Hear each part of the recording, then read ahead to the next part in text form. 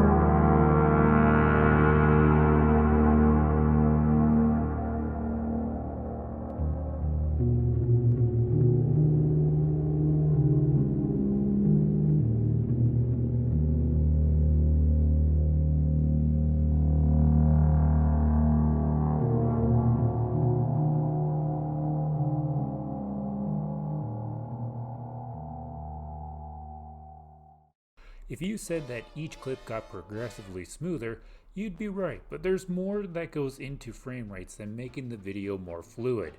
Frame rates also dictate how much control you have over your game. The more frames per second, the better your game will feel in control. This is because it's better to have the most amount of frames in 1 second, as it decreases the latency between your input and when the game registers it. Despite what PC gamers, especially those among the PC master race, will tell you, 30 frames per second is not unplayable. It's not the best frame rate, sure, but I find it funny how many people attribute a game running at 30 FPS to why it's so bad. Redfall was a terrible game because it ran at 30 FPS at launch. Security Breach was a terrible game because the PC port had to be configured to run at 30 FPS to get the most stable experience, and the Switch and PS4 ports can't even run at 30 FPS. The Xbox Series and PlayStation 5 consoles are terrible because we're still getting games that run at 30 FPS despite the box they're packaged in and marketing saying 60 FPS was going to be the lowest standard on these machines. So on and so forth. All the games mentioned above would be bad without the 30 FPS cap, but people seem to forget that games can be terrible despite running at 60 FPS. Sonic 2006 was still an awful game despite mostly running at 60 frames per second. Call of Duty Modern Warfare 3 2023 was still a bad game despite running at 60 FPS. There are people I know who have told me they will avoid games and ports of games if they play at 30 FPS. Friends have told me, oh, that game looks fun, but I'm staying away from it because it runs at 30 frames per second, and I had fun with that game, but I'm never touching it again because it runs at 30 FPS. The point I'm trying to make is that a game running at either 30 FPS or 60 FPS shouldn't determine if it's a bad game. Now, if a game is awful and runs at 30 frames per second, you can call out that being forced to play that game at that frame rate adds to that terrible experience. However, there's a difference between saying a game is bad while having a 30 FPS cap and a game is bad because of a 30 FPS cap. Want to know what actually is an unplayable frame rate? 24 frames per second. Seriously, it may not look bad at first, but the more you play a 24 FPS game, the more you start to wish you were doing literally anything else. There's really no way to make anyone who hasn't played a game at 24 FPS understand how it feels without configuring a game to run at that frame limit and handing you the controller. Or I could just hand you a Nintendo Switch. Yet what's crazy is that I hear people defend games that run at 24 FPS all the time, mostly from Switch fans. Surprise, surprise. Legend of Zelda Tears of the Kingdom is totally playable on the Switch at 24 frames per second. I love playing my Switch port of insert home console game here on the go, and the 24 FPS frame limit doesn't bother me. Five Nights at Freddy's Help Wanted and Security Breach are the best to play on the Nintendo's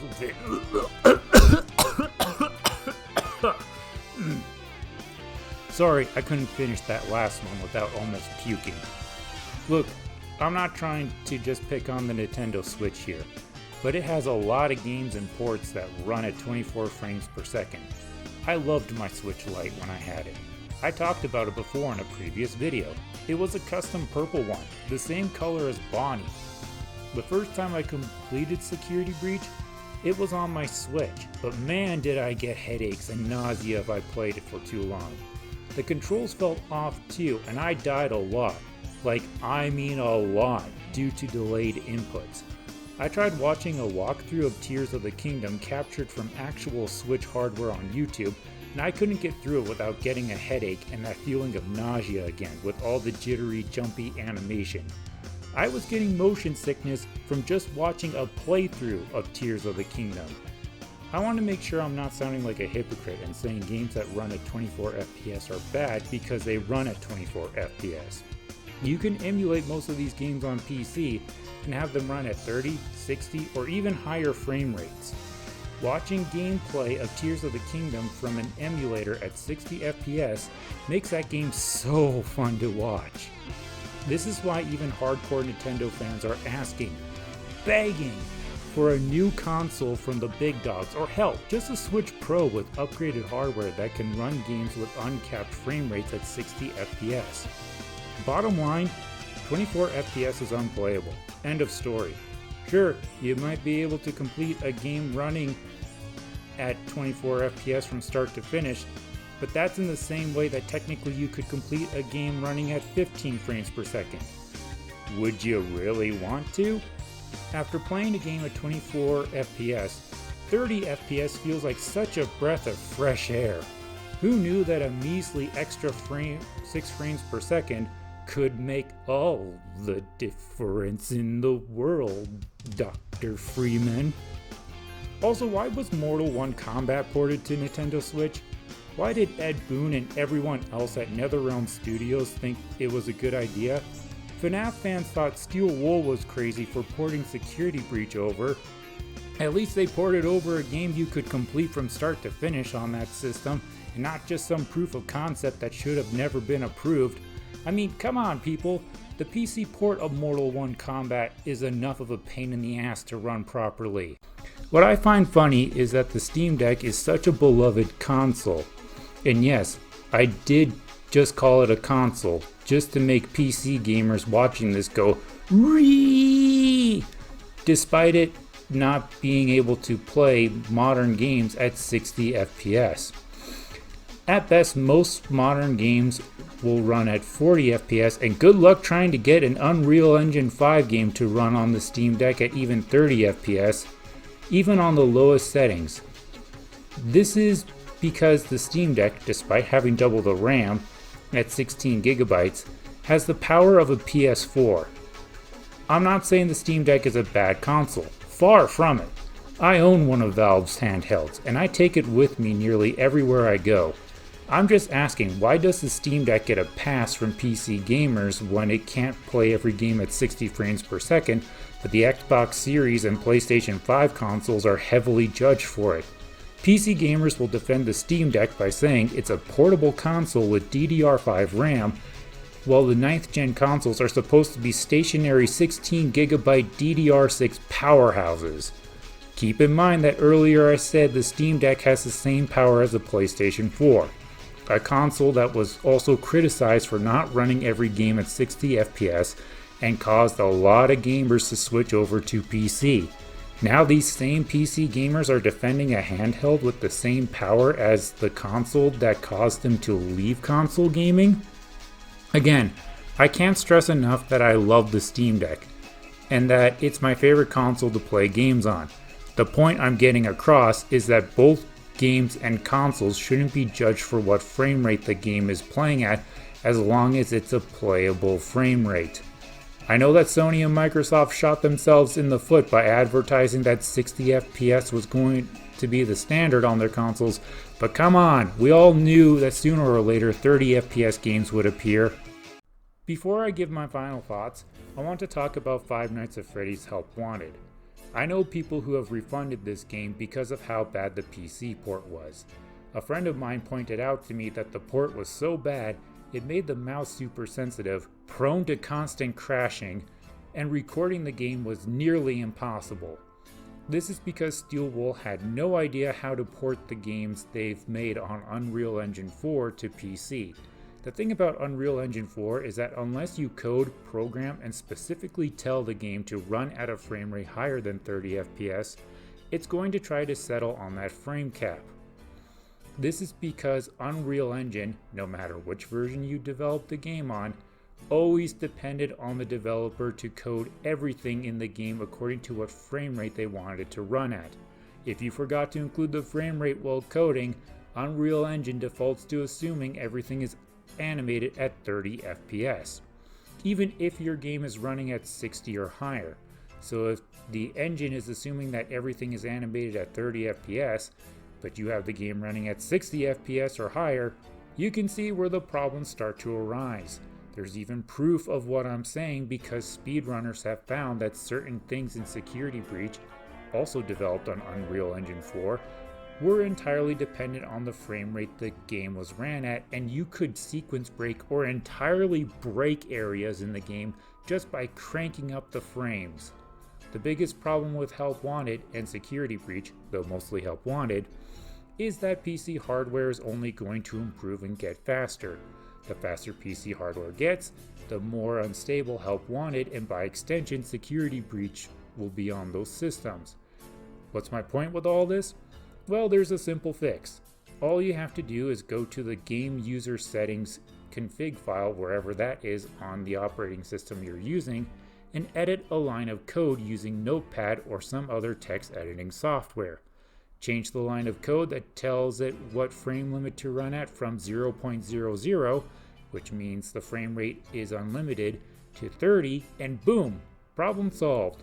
This won't guarantee that everything is fixed in the game or won't crash ever, but glitches and crashes are far less likely to happen. This nifty little trick also works on Security Breach and Ruin if you're having trouble with that game and know your PC is more than capable of running it. If you're a member of the almighty PC master race and a Five Nights at Freddy's fan, you may be a little disappointed that you have to play a game at a frame rate you think only belongs on the consoles. If you want to play both Help Wanted and Security Breach at over 60 FPS on PC without worrying about fatal crashing or fatal errors, the good news is that both of the Switch ports for those games can be emulated without a frame cap. It's ironic that the console ports of Help Wanted and Security Breach are the most stable versions to play on PC. You'll just have to deal with the inferior graphics. It's a sort of pick your poison situation. Do you want to play with superior graphics at 30 FPS or inferior graphics at whatever frame rate you want? To give my final thoughts, I agree with my fellow PC gamers that 60 frames per second should be the modern standard for both PC games and console games to run at. I mean, we had games running at 60 FPS on consoles since at least the Sega Genesis and Super Nintendo. Does Sonic the Hedgehog ring a bell, anyone? Why haven't we reached a point with today's technology where all games run at 60 FPS minimum? Developers and publishers need to stop prioritizing 4K resolution, 8K resolution, graphics, and realistic looking textures. Instead, focus on making games that prioritize running at the highest frame rate possible. A modern game running at 30 FPS isn't the end of the world, especially if it's a good game that's fun to play. However, if the platform you run games on can't even run them at 30 FPS, either upgrade your hardware or stop selling that console and release a new one that can actually play most games at 40 FPS minimum, if not 60 and above. Yes, I was talking specifically about the Nintendo Switch when I said that. How could you tell? Thanks for watching and have a good one.